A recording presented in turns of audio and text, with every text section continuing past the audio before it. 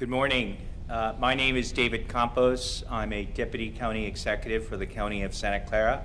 And today I will be playing the role of Public Information Officer for the Emergency Operations Center for the County of Santa Clara.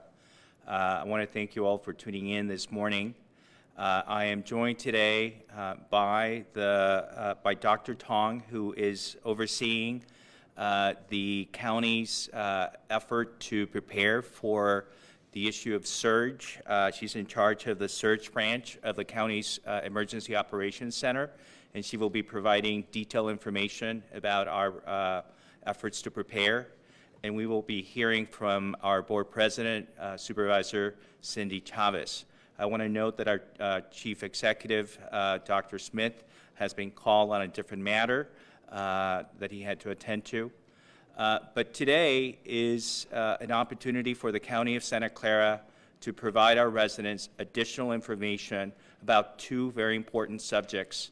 And we want to note that two databases dashboards have gone online and are now live that are accessible to the public. One of them is a dashboard that actually provides information about hospital capacity, which we know is a very important issue for certainly the county, but all residents have been thinking about that issue and worried about that issue. And then the second subject is the issue of testing. There is a dashboard that actually provides detailed information on testing, and you're going to hear more specifics from Dr. Tong in a couple of minutes. I do want to note that hospital capacity and the data that is included in the dashboard includes the following: the number of acute hospital beds that are available, the number of intensive care unit beds, the number of ventilators, and surge beds. And with respect to surge beds, we want you to know that surge beds are the additional beds that are not normally used in the hospital system, but that are actually, that may be needed in light of this event of COVID-19. And just for the public, we want you to know that as of March 31st, there were 936 available acute hospital beds in the county.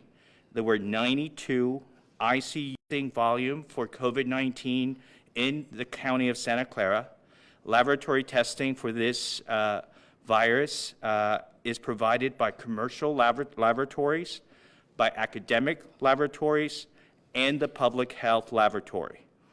The public health laboratory is the sentinel and bridging laboratory in this kind of an emergency. The testing capacity in this county becomes more widely available depending on the ability of these players to provide more testing. The capacity is thus dependent on the ability of commercial and academic laboratories to grow their capacity rapidly. Lastly, as of April 1st, there were 8,246 residents of Santa Clara County that were tested for the virus. 956 residents of those tests were positive. 11.59% thus of those tested positive. So with that, I'm going to turn it over to Dr. Tong, who has been leading with her team the effort to get ready when it comes to capacity in our hospital system. Dr. Tong.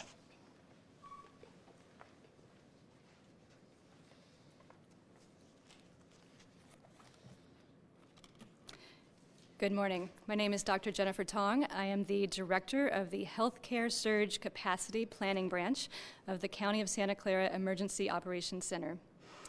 We have a team of almost 50 people who are dedicated full-time, working 7 days a week to strengthen the preparedness of our county to manage an increase in the volume of hospitalized patients and otherwise patients who need medical care. We are collaborating with each hospital in our county, focusing on multiple areas, but there are three of which that I want to speak about today. First, personal protective equipment, or PPE. It is crucial that every person who's taking care of patients in our community has access to the supplies and equipment that they need to stay healthy, because their ability to continue working is one of the most important parts of our surge capacity planning. We are working hard to understand what volume of patients we might need to prepare for, and what volume of personal protective equipment that we need to prepare for. Likewise, we're working hard to understand the inventory across our county of such equipment. Our next task after that is to try to close that gap between what we anticipate we might need and what is currently available. Due to the worldwide demand for these items, we are focused on local expertise and supplies to help close that gap. The second key item that we're working on is bed capacity. Each hospital in our county is adding additional beds and, in many cases, entire units to help care for an increased number of hospitalized patients. We are all collaborating to identify the equipment, supplies, medications that we all need to prepare for to take care of such an increase in volume. We're adding 250 beds at the Santa Clara Convention Center. Those beds will be primarily for patients who have been hospitalized, all of whom will be COVID positive and who need a safe place to go after the time of discharge. We are also working on increasing available beds in our county for patients who have skilled nursing needs. That means they might have been in the hospital, are no longer sick enough to require hospitalization, but continue to need enough nursing care that they are unable to go home or to any other independent living. Our third area of focus is around staffing. With that increase in bed capacity that I just described, our staffing needs change dramatically. Each hospital is working on plans how they can creatively restructure care teams to incorporate volunteers from the community. They're also working on ways to expedite hiring practices to bring in new staff to their care teams. Within the next couple of days, we will be releasing an online intake form for those in our community to express their interest and experience and expertise to contribute to the care of patients throughout our continuum of care. Finally, we would like to thank all of our people in our community who are taking care of patients. We would like to thank all of our hospitals for collaborating with us, the multiple elected officials, government entities, and industries. The collaboration of all of these different individuals and groups are what will strengthen our preparedness for a potential surge in our patient volumes. Thank you.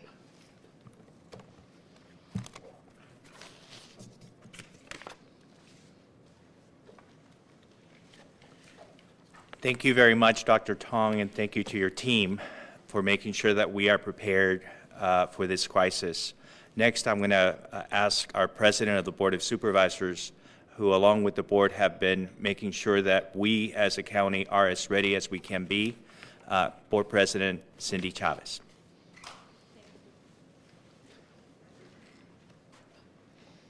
Thank you, and let me start by thanking all of you who are at home, who are doing your best to make sure we're not spreading this virus. I'll do a reminder that it's been many days, so it's hard to remember to wash your face, wash your hands and not touch your face, and all of those other careful things that you can do in terms of wiping down your environment and making sure your space is clean. One of the reasons that I was so excited about today is that a number of you have been asking us about where can we learn more about how many beds there are, where can we learn more about how many cases there are, where can we learn more about testing.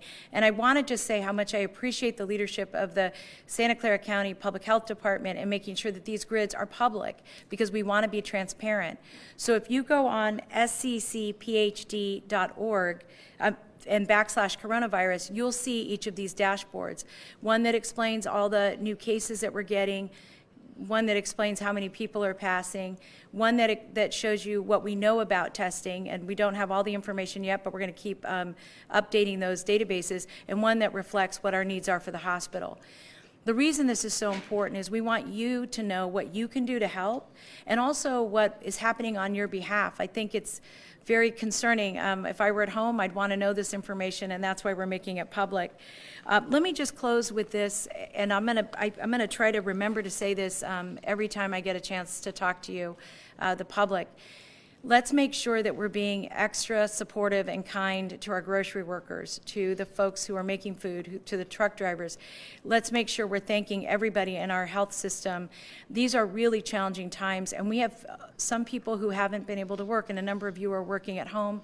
some of you who have lost your jobs, but we have a lot of people, firefighters, police officers, the ambulance drivers, people who are essential workers on the front line who are doing their very best to make sure our community stays safe. So let's stay patient with them and let's stay patient with each other. Thank you.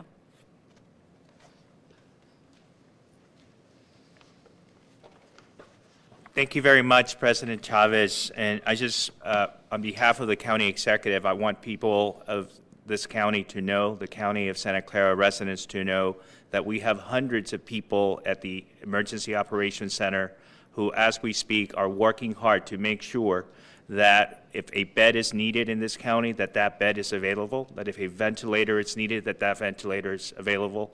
A lot of thought and energy has gone into this effort. And we are doing everything we can to make sure that we're ready for any surge when it happens. But the only way that we can ensure that we have the public trust is by being transparent about our efforts, and that's why those dashboards are there, and we will continue to update them on a daily basis and to provide as much information as we can. So with that, we'll open questions to our speakers. Yes.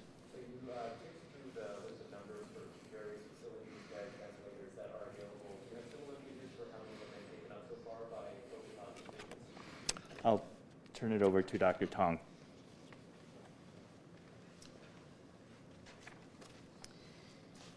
The question is if we have data on how many beds in our hospitals have been taken up currently by COVID-positive patients. And the answer is that yes, we do have that information. In fact, on the new dashboard about hospital capacity, there is some information there about the number of hospitalized patients in our county who are COVID positive.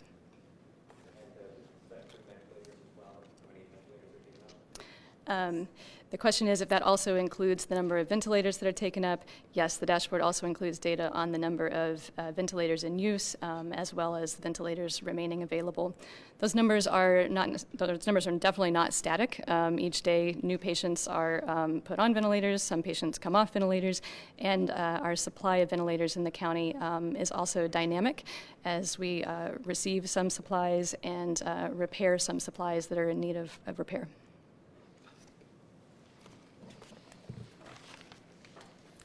Thank you, Dr. Tong. Any other question? Yes. Is there any kind of concern that these numbers and these updates will actually cause a public reaction, make people concerned, or maybe react to saying like a shortage or feeling like there's something? Is there anything within that information that have you to give a perspective and provide more information besides the numbers?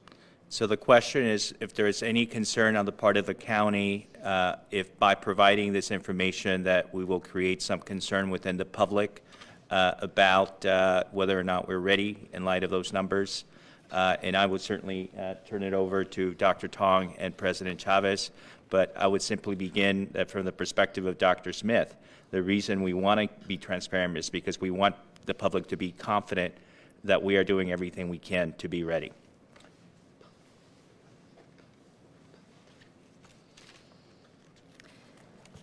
I think you'll see on the current dashboard that in many ways it is reassuring that we are in a county with a large number of hospital beds, critical care beds, ventilators. So by sharing the data, in some ways I think it will reassure people that our hospitals currently have a significant amount of remaining capacity. I think another reason for sharing the data is to highlight the importance of the social distancing order. With each additional efforts towards social distancing, we anticipate that our prevalence of illness in our community, as well as our number of hospitalized patients, should be impacted by that increased social distancing. And so there's a close association between the social distancing orders and the measurement of capacity in our community.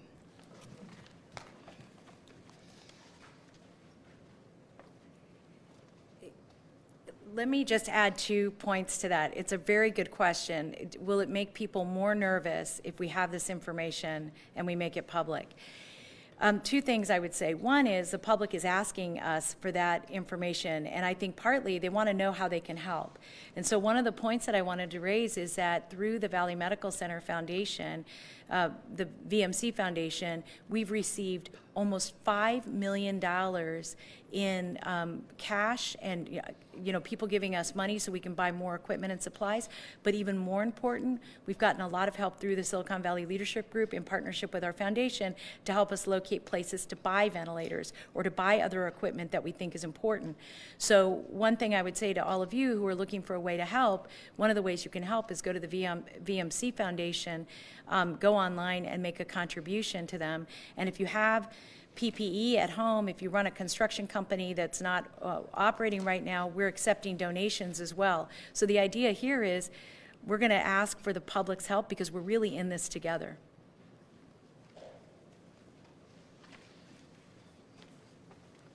And I will close on that point about what this information should mean to the public. I personally think that it's reassuring, if you're a resident of the county, to know that on March 31st, there were 936 hospital beds available in the county, that there were still 92 ICU beds available, that there were still 392 ventilators that were ready to be used in case that there was a need. But we also want them to know that these numbers can change on a daily basis, and that we're not done. We're going to continue to make sure that we increase this capacity, that we find more beds, and that we find more equipment, including more ventilators and the personal protection equipment that has been discussed. Any other question? So the numbers that you gave earlier, those were open beds. That wasn't the total beds in the country, those were beds That were available, exactly. Just as a final point, we have many monolingual speakers in the county, and there is an opportunity after this briefing to speak to someone in Spanish and Vietnamese and Chinese. So again, thank you for tuning in.